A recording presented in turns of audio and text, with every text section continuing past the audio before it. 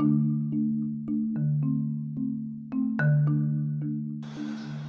this is Jay Asaang from Twin Peaks: The Return. You're listening to Inspirado Projecto.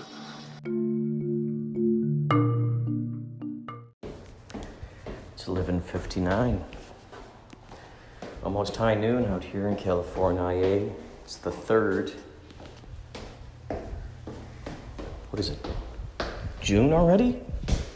June. Isn't that crazy? Everyone's saying it. It's a hot day in June. Holy shit, it's a summer day. Here I am in my ninja gear. Got my Yachtly Crew mask on. My Yachtly Crew hoodie. Going to the bank. Today's rent is due. Luckily, my sister has her half. And any day now, maybe, who knows, maybe within a week. I'd like to believe in a week, my unemployment will be here.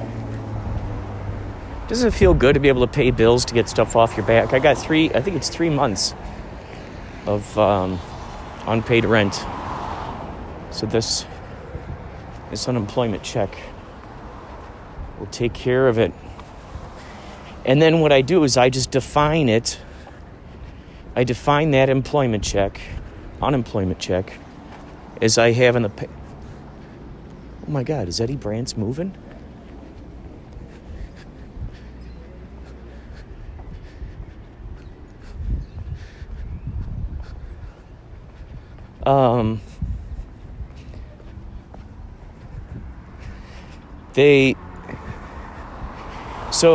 You've probably heard me say this in the past, is that I just reframe how I view the unemployment check. I define it as getting paid by Wisefinger Lab for this stuff. We just had another sale today. God, it's so exciting when you see folks really digging your concoctions, really digging your creations. It's incredible. Simply incredible. Like I'm beside myself. It's one of the most exciting things. And knowing how deep Samantha has just been working on all kinds of designs, knowing how much she's been diving into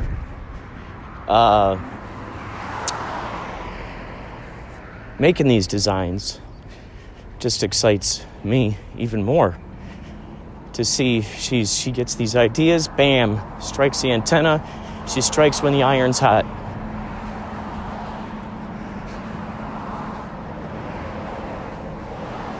It's really cool. That's the way to do it. You strike when the iron's hot.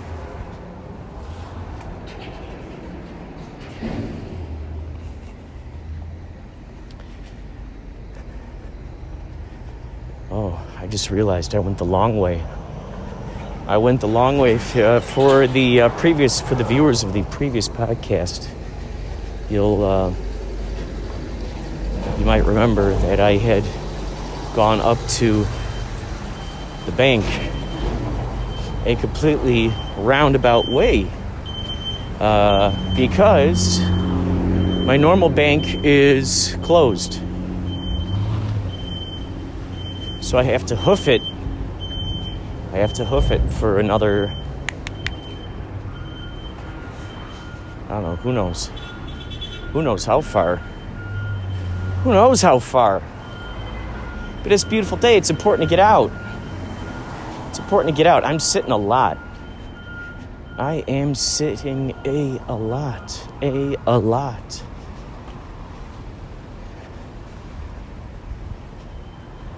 Wow, man.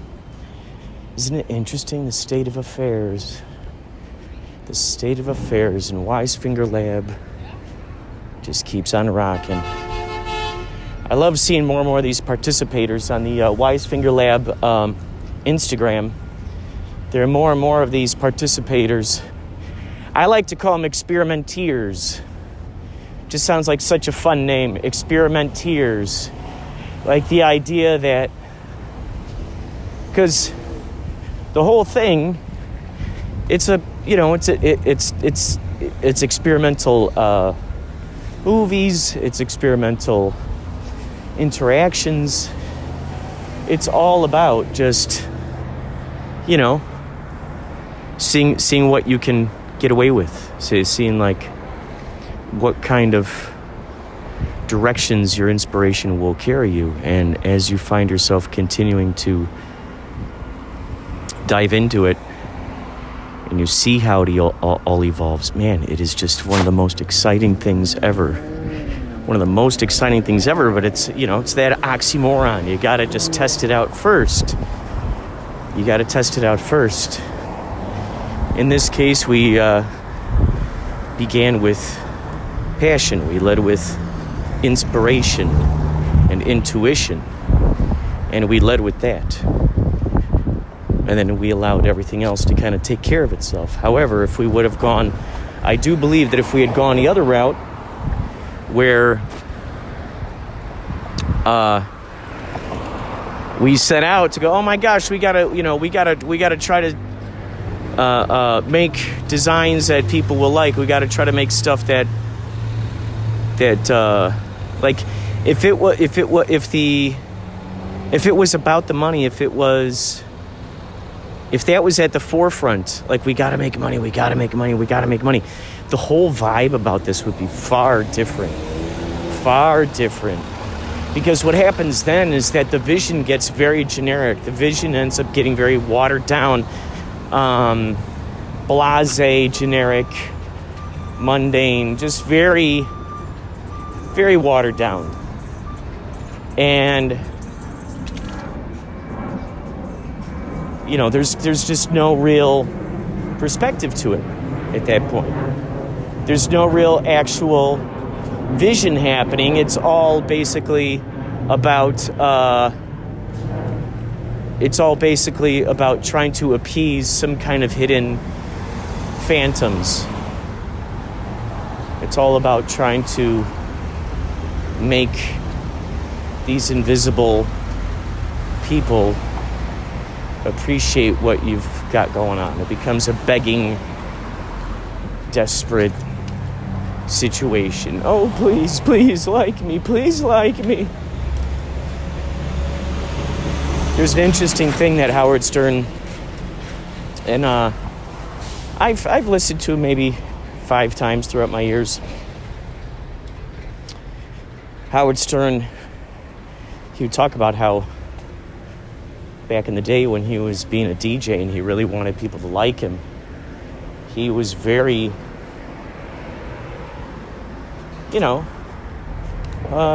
sort of generic in what he was doing. But then once he really started becoming more and more of himself and carving his own vision and really speaking from an intention, that's when people really started digging what he was doing. That's when they really started paying attention, because he had finally decided to embrace just what he had, what his perspective was. And it's interesting when you think about that idea. I think we talked about this before, that whole idea, one man's trash is another man's fortune. One person's genius insight is another person's just common occurrence of ideas. One person who takes, let's say 15 years to come up with this genius idea, and then they go hard at work and they work on this thing and they try to, and they create this thing. And they're like, this is my greatest accomplishment. To another person, they might already thought about that years ago, and it was like, oh, okay, yeah, that's pretty cool. So that's another reason why it's like, why do we have to compare our art to anyone else's art, or to try to be anyone else? They got their own perspective, we got our own perspective. It's just very, very simple. Very, very simple.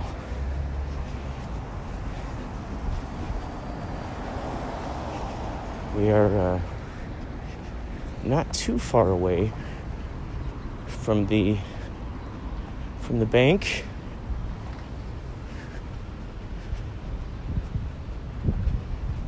We're just gonna take a stroll along here. Beautiful day, by the way. You know, we keep hearing all this contradictory information. First, one of them says, you know, you gotta wear these masks on your face. You gotta wear those masks on your face. Others say you need the sun on your face. Others say, keep that mask on your face. Others say, get some sun. Others say, just stay inside. Others say, go out to the beach, walk along the park. You know? Others say only certain ages and people can get this thing. Others say anybody can get it.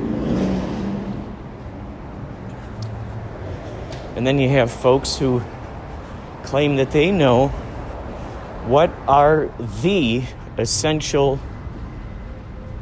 news sources to listen to. They know which ones are telling the truth. They know. Well, whatever's being told right now is most likely going to get contradicted in the next 5 minutes. And realizing more and more, since this is kind of a new thing, apparently, to us,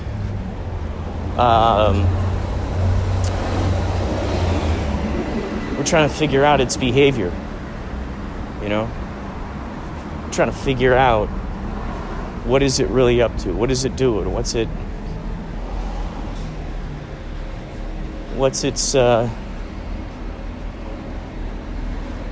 what's the modus operandi here, you know? What's really going on? Let's see how the bank is today. And all I can do is think about, when I'm out and about, all I can do is think about creating, making stuff, getting back in front of my laptop, getting there close to my the iPad, the battery, battery chargers, and just FaceTiming with Samantha. And she creates and I create. And I just love it. So good. So good. Find something in your life that is completely satisfying. Find it and do a lot of it. Like satisfying. I'm talking about just, really dive into what you got. See what happens. I'm so curious. Let me know your stories. Send your messages into inspiradoprojecto@gmail.com, or you can even call the hotline at 561-203-9179. Inspirado, Projecto, this is Man. Have you ever seen the movie Outbreak, 1995 with Dustin Hoffman? I remember you saying that you haven't seen any Outbreak movies with viruses. Have you seen Outbreak?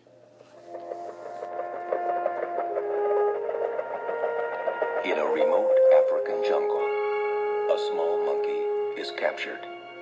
Bound for a pet store in America, the animal carries a deadly virus.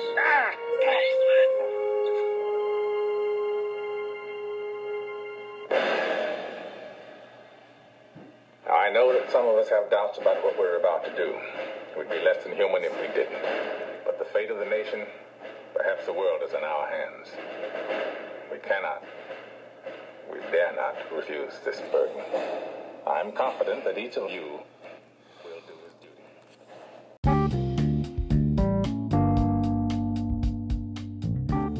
Thank you for that message, Man Behind the Machine. No, I have not seen that movie. That trailer sounds terrific. I love Dustin Hoffman. I love monkeys. I love the band The Monkees. Growing up, I loved Planet of the Apes. I haven't seen any of the new incarnations. Oh, I did see the Tim Burton version. I was happy they put Charlton Heston in there.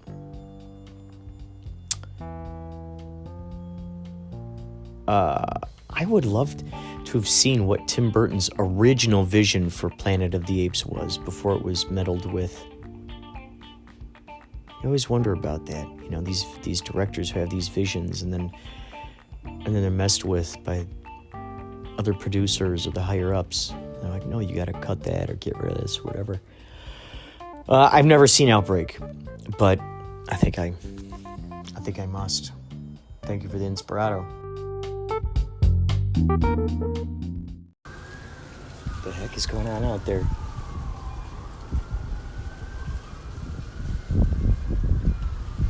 It's windy, so windy, but man, it smells so fresh. It smells so fresh out here. It's so bright, so beautiful. So fresh out here. Wow.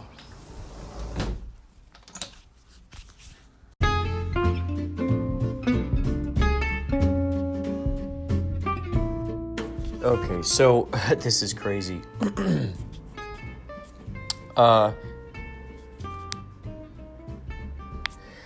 While I was talking to Samantha, we went on FaceTime. While I was talking to her, I felt a jolt in the house, and I looked on Twitter, and people were going, earthquake in Los Angeles, earthquake. Now, what's crazy about this is that I started a series on TikTok, and then I edit it from TikTok onto into Video Leap. I edit it, and then I put it up onto Instagram, and the series is called Earthquake House. I think I was talking about this earlier. Earthquake House. You can see it on there under Inspirado Projecto. I put it in the stories. They're only 15-second episodes. But what's crazy, talk about manifestation of reality. Now I'm starting to wonder, should I continue with the Earthquake House story or no? You know, do I continue with that or no? Because did I manifest that reality from playing with the Earthquake House? And then all of a sudden, bam, all of a sudden an earthquake hits Los Angeles? What the heck? Dude, I mean, that's nuts. Isn't it? Isn't it? Well, how do you explain something like that? How do you explain that?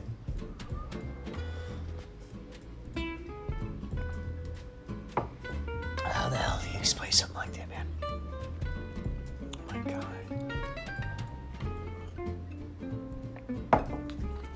So should I continue with the Earthquake House? Should I not continue with the Earthquake House? Is that just fortune teller mumbo jumbo, psychic mumbo jumbo? You know? Or is this something to consider? It just seems like it's so crazy. So I put up every day. There are more versions on TikTok. They go there first. And I dole them out. Sometimes I make 2 a day. But I dole them out 1 day at a time on Instagram. They get sort of the edited version because I put the title card on there. I add the earthquake sound effect.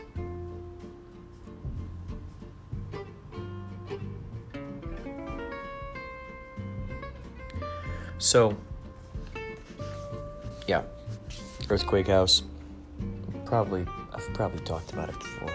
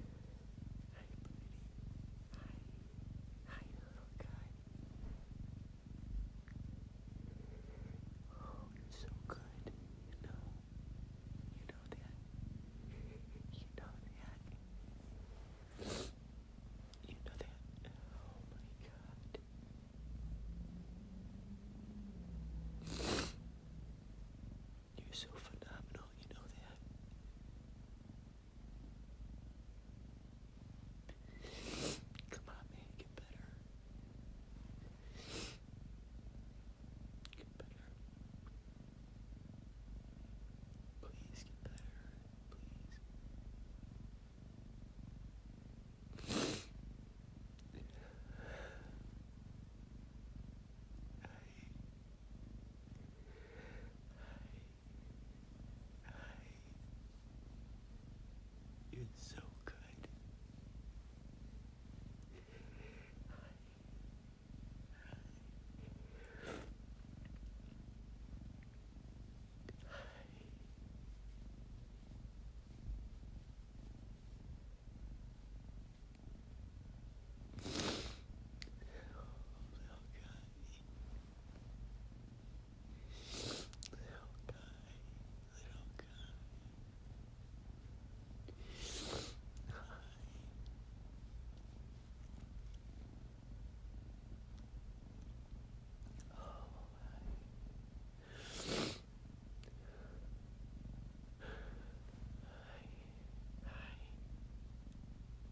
Please, can you just get better?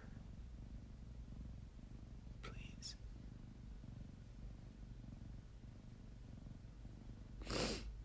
Please, can you just get better, please? Please.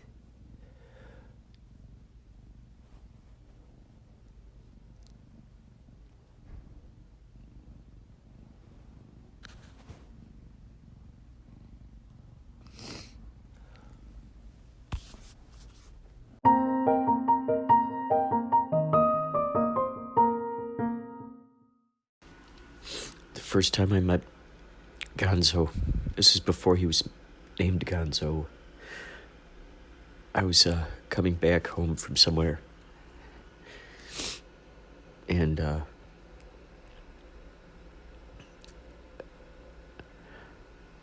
I saw him behind. There was a door that was open, and he was kind of tucked in there where the door was open. And I just put my hand up to him. I wasn't sure if he was going to bite me or not, but I was, willing to make a friend. And we got along with each other really well. And I ran inside and I immediately typed up a message to all the tenants saying, "Hey, I found this cat. This is what he looks like. Did you lose him?" And I was taping it up in the elevator. I was taping up near the entrances and exits. I was taping it up at every floor, in the elevators, in front of the elevators, in front of the building, right there at the door before you go out. So I was about to go into the lobby area. And while I'm standing out there,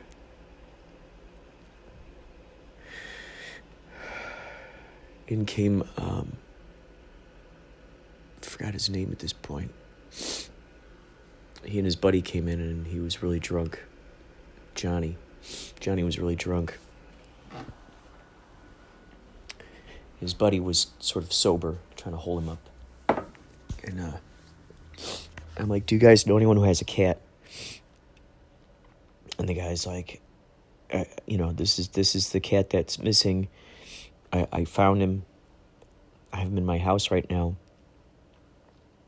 And if you know anyone who's got a cat, I'm going to bring this cat that I found over to him. Johnny goes, "Hey, Johnny, you're watching a cat, weren't you?" I said, "Johnny, you were watching a cat? Is he gray? Is he got black stripes on him? White on his feet?" And Johnny was like, just no help. And the other guy is like, "Yeah, that's Johnny's cat. Someone must have let it out, because his friends go in and out of his apartment when he's not home, and one of them must have left it open." I thought, man, why do you let people in and out of your house who are just going to neglect the animals that you're taking care of? And it turns out that Johnny was watching Gonzo for another guy who used to live in the building who was evicted. And that guy gave his cat to Johnny to hold on to while he found a place to live. So every once in a while, I'd go over to Johnny's house, and Johnny's house was not the best environment. The people he had over there were just, once they had one beer, there were 12 beers in. they went through those beers real fast, and they started getting in arguments and started getting into fights. And whenever I was over there, I'd always pet this cat. They didn't really have a cat for him. They just call him Kitty. And so Gonzo would just kind of hide over in the corner, and I'd go over there and I'd pet him, talk to him. And then one day, Johnny got evicted. He was always having tricky times trying to pay for his rent. He got evicted. And I went to the apartment manager. I said, man, I got to get in that apartment. I got to get that cat out of there, man. He's got a cat in there, and I'm gonna take that cat. And so I took little Gonzo, and I vowed not ever to return him again. I realized that was just not going to happen. I was not going to let this cat go into his clutches. So that's when I took in Gonzo. And then eventually what happened was a girl named Ashley Gammon, who has since passed away.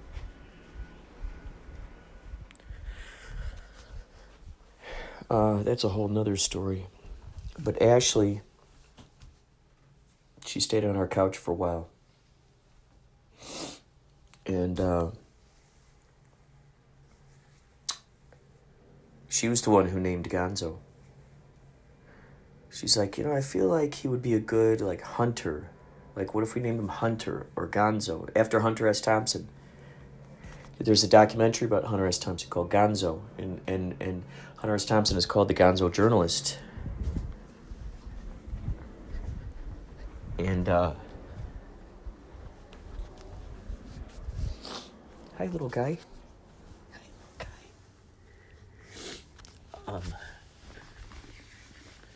So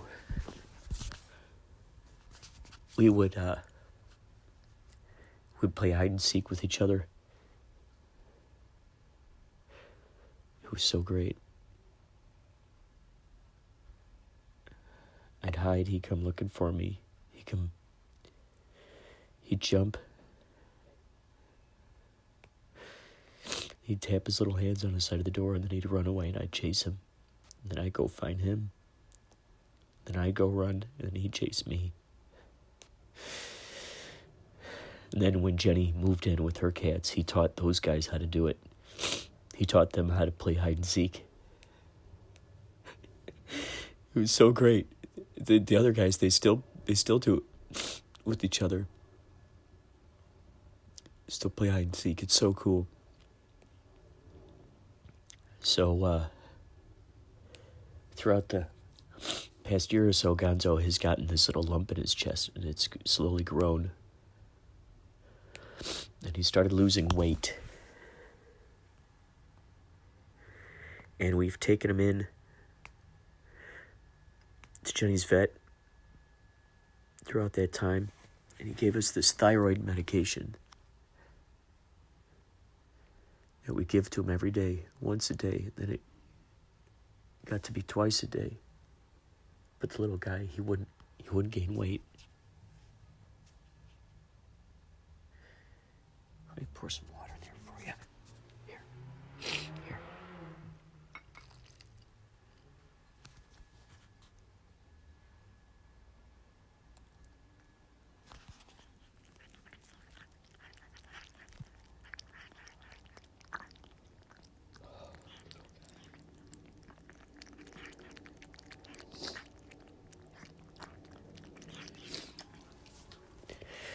And as time went on, I started noticing that this thing on his chest would get bigger, and we'd take him in there, and they would lance this thing. It had liquid in there. And he seems to be having such a hard time breathing, struggling.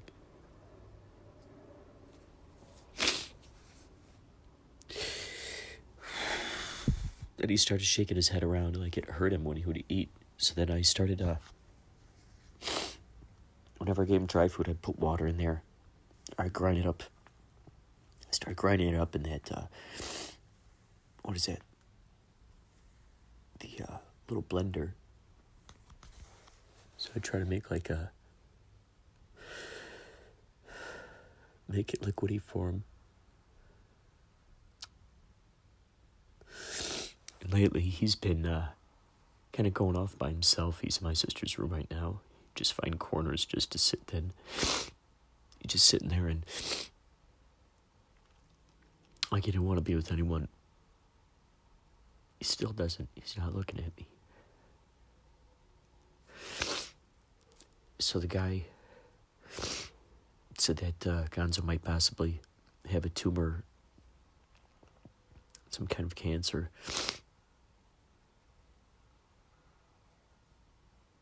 And maybe it's causing fluid in his lungs or something.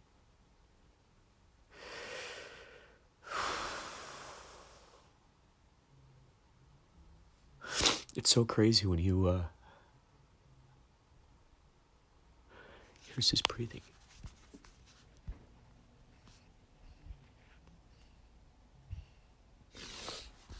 He's having a tricky time. So now I'm at this dilemma. You know, what kind of quality of life does he have now? He's still responsive, you know? Little guy. But is he struggling? Am I going to have to put him to sleep?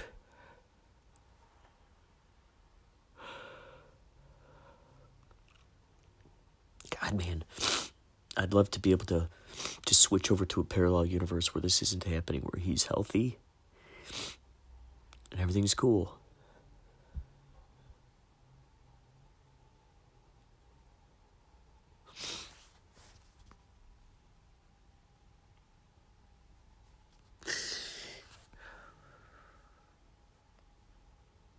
Man, I had these visions of getting into like a movie studio and having these, you know, these long open hallways and just Gonzo just running around in there, having all this open space.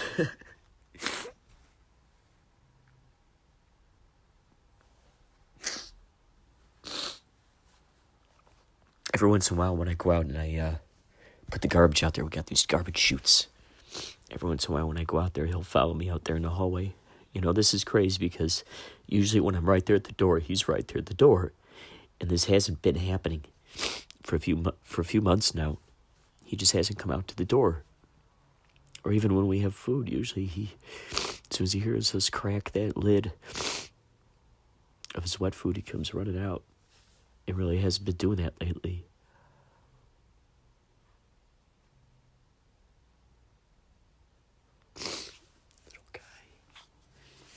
Little guy.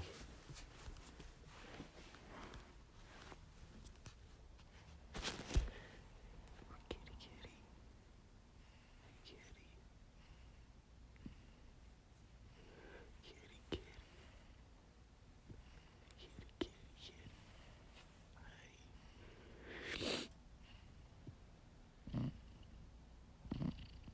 Oh, little guy. Look at you, still purring. You're still purring.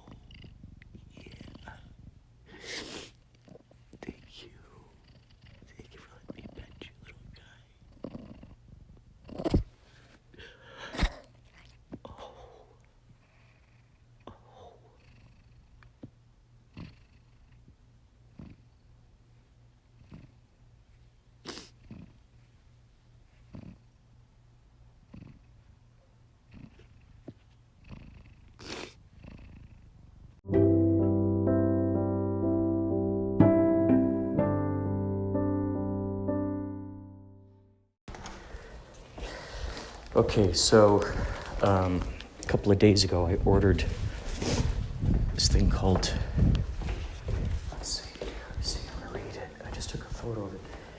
Miracle Vet, high calorie, liquid dietary supplement. Poor little Gonzo. So he's got this hyperthyroid issue. He's been taking those thyroid pills, just has not been helping.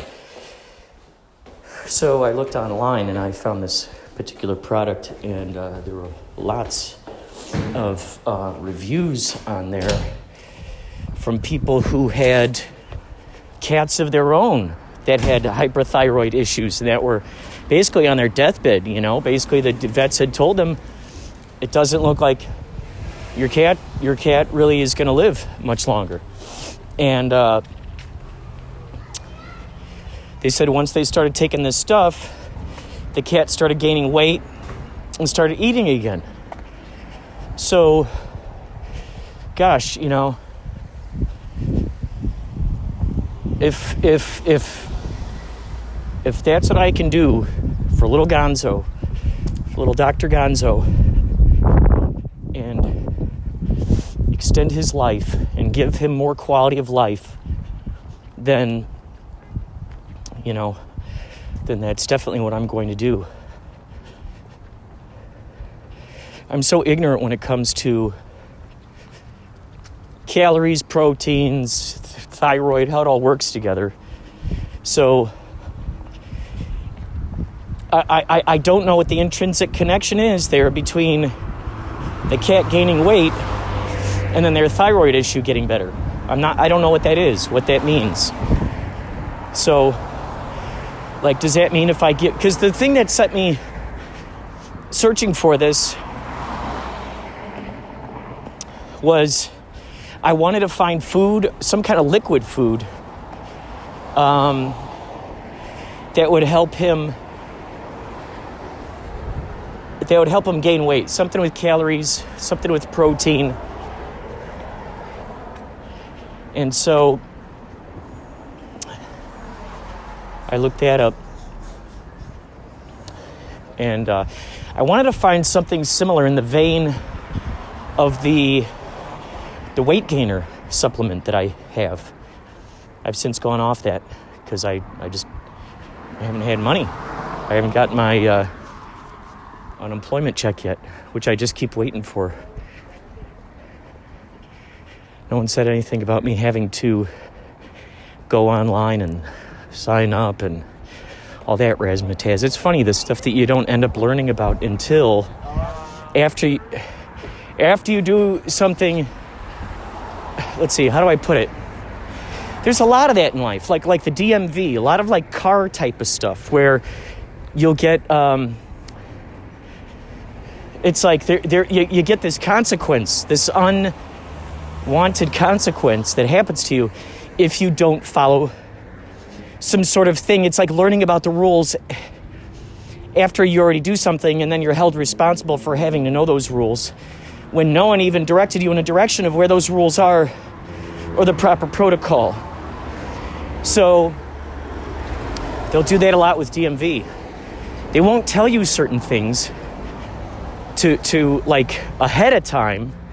They'll tell you stuff after you don't do the thing that you were supposed to do. So after you don't do a thing that you never knew about, then they scold you and go, oh yeah, here's a fine, here's a ticket, here's this issue, you know, this issue we got with you because you didn't do that thing.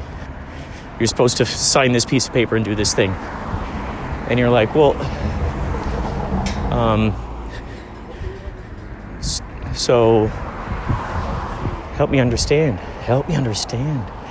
So yeah, I went online, see if I could find, you know, more information about EDD. I ended up going on the website, and then there was a thing on there that I had to apparently fill out or do something with that ended up activating the unemployment to start being sent to me. So we'll get that soon. And we'll get back on the weight gainer. But in the meantime, I'm going into a pet store now to pick up a syringe. I'm going to get one of those syringes. You go and just shoot it right in the mouth. So I'm going to do that. Probably most likely mix the stuff in with his food. And just we'll see what we could do. We'll see what we can do here. I'm going to get him some good chewy cat treats, really, really chewy. And, yeah. As any of you know, it's very difficult, you know, with your fur babies and obviously relatives. It's just, it's a crazy, crossroads to be at, where you're like, you have to make the decision of putting an animal to sleep or not, or even a relative. So we're going to see what we can do here with helping this guy out. All right, we'll talk more later.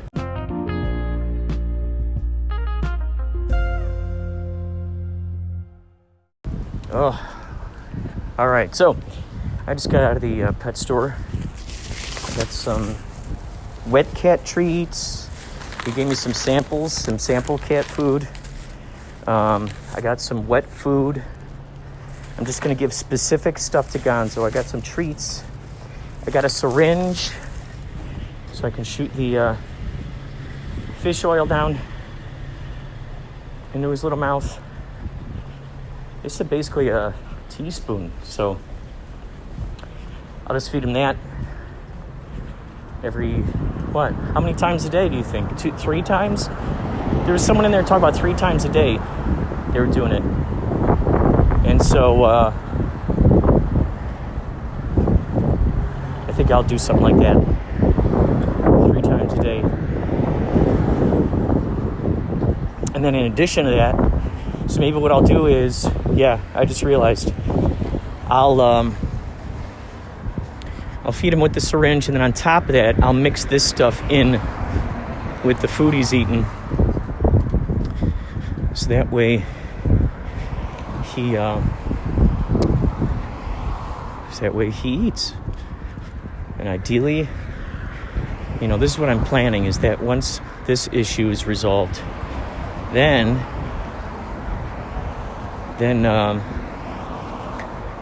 taking him in to get his teeth looked at, because that's one of the reasons why they can't give him a dental surgery. They can't put him under because his thyroid levels are still too low. So you better bet I will be updating this with the new information. And I'd like to believe that if I had an epiphany about this, if I was inspired to do this, then certainly there must be something to it. I mean, unless all those reviews are fake and just written by, I don't know, what do they call them? Sock accounts? So unless it's something like that,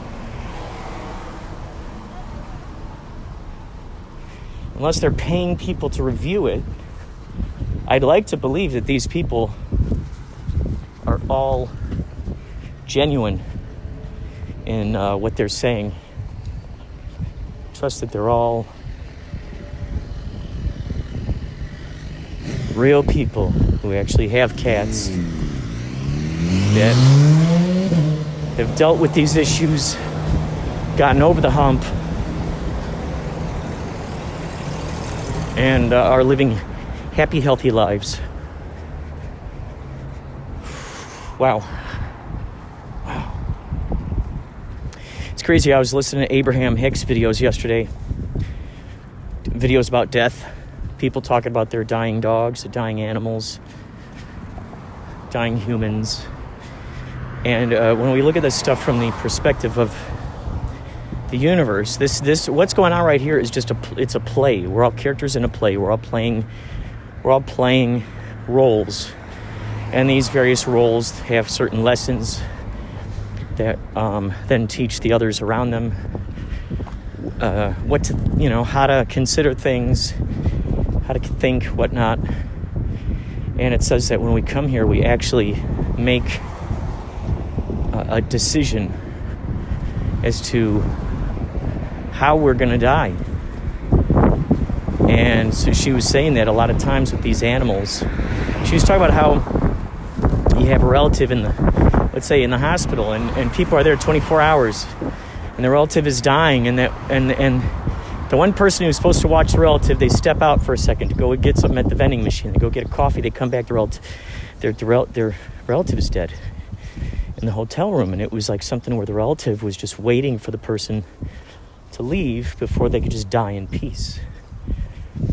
With my old cat, Susie Blue, when she died in front of my eyes. She she wanted to be by herself, just like Gonzo is now. She wanted to be by herself. And she crawled under the coffee table. I'll spare you the details, but these animals, they want to be alone. When they die, they want to make peace. She says that animals, since they're not tied to all of the thoughts and feelings and belief systems that we have towards death, it's like they're just, the spirits that inhabit these animals are happy about being born into new lives, trying out new things. And then I had to tell Gonzo, look, it's okay. It's okay if you want to go. It's up to you. I just wish he could speak English so he could kind of tell me exactly what the hell. It would be really nice.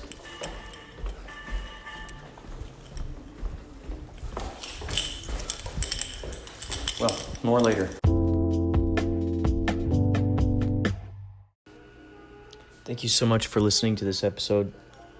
As you can tell, it's deeply personal. This is for my future self to listen to.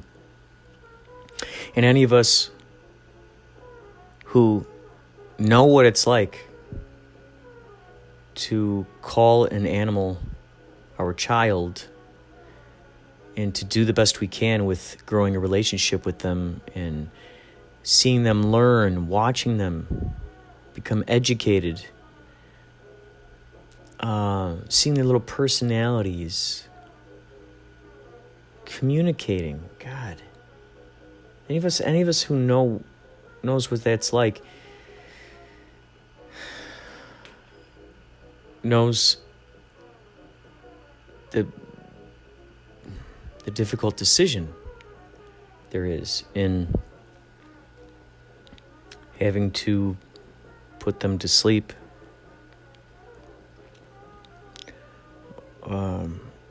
or keep them alive. Is the animal hanging on for us? Are they hanging on for us? Are they staying here for us? Are they just waiting for us to stop fussing over them so they can be free and boundless? Call me on the hotline if you have an animal. Tell me your animal story, your pet story. Did you just get an animal? Have you ever had an animal pass away? Call us on the hotline, 561-203-9179, or you can also